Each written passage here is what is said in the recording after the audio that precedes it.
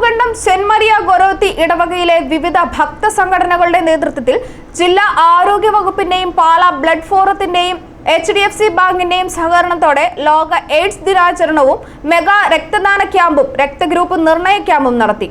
Kavukandam saint Maria ഗൊരോത്തി parish ഹാളിൽ വെച്ച് നടന്ന ക്യാമ്പിൽ ഫാദർ സ്കറിയ വേഗത്താനം അധ്യക്ഷത വഹിച്ചു. കടനാട് ഗ്രാമപഞ്ചായത്ത് പ്രസിഡന്റ് ജിജി തമ്പി ഉപ്പുമാക്കൽ എയ്ഡ്സ് ദിനാചരണവും രക്തദാന ക്യാമ്പും ഉദ്ഘാടനം ചെയ്തു. ജില്ലാ mass media officer Domi John മുഖ്യപ്രഭാഷണവും Pala blood forum general convener Shibu Thekkemattam രക്തദാന സന്ദേശവും നൽകി.